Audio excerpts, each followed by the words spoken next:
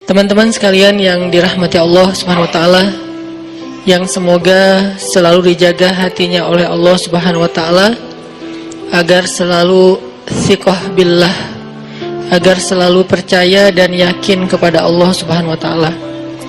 Karena kelemahan kita itu berawal saat kita mulai meragukan Allah.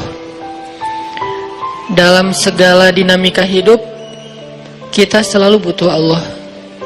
Kita butuh Allah ketika Allah kasih kita ujian.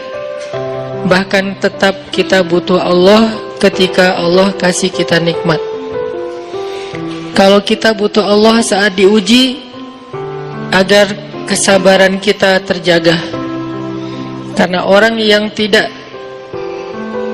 ditemani atau dibersamai oleh Allah Subhanahu wa taala ketika dia sedang diuji, maka dia akan mudah untuk berkeluh kesah, bahkan berputus asa.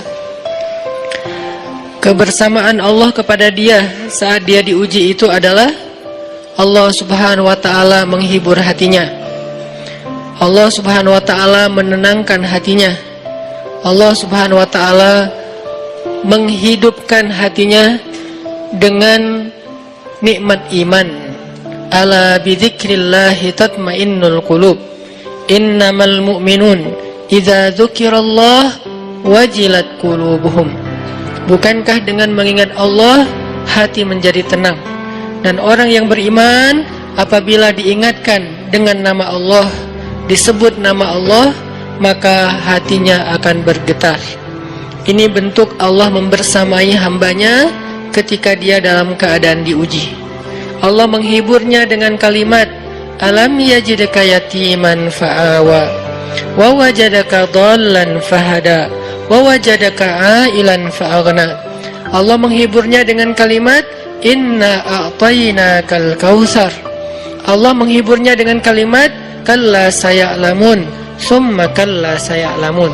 Allah menghiburnya dengan kalimat, la tahzan innallaha ma'ana. Ini adalah ketika Allah membersamai seorang hamba saat dia dalam keadaan diuji. Allah membersamai hamba juga ketika dia dalam keadaan diberi nikmat. Karena tanpa itu, maka seseorang akan jatuh justru kepada dosa-dosa karena dia mendapatkan banyak kenikmatan hidup. Kalau Allah Subhanahu wa taala tidak menjaga dia saat dia diberi nikmat, maka nikmat itu justru menjadi jalan bagi dia untuk terjerumus kepada banyak dosa. Justru nikmat itulah yang menjadi penghalang bagi dia untuk mengingat Allah. Karena dia sibuk menikmati hidupnya, akhirnya dia terhalang dari mengingat Allah tepat waktu. Sibuk menikmati hidupnya, terhalang dari Allah untuk bangun tengah malam. Karena dia tidurnya larut. Kenapa tidur larut? Karena terlalu banyak yang harus dia nikmati sebelum tidur. Dia bisa makan-makan, dia bisa jalan-jalan, dia bisa ngopi, dia bisa ketemu teman, dia bisa belanja. Bahkan dia nunggu midnight sale untuk bisa menghabiskan nikmat yang Allah kasih kepada dia. Sehingga akhirnya tidurnya terlalu larut, lalu dia tidak bisa bangun untuk menghadap Allah, curhat kepada Allah.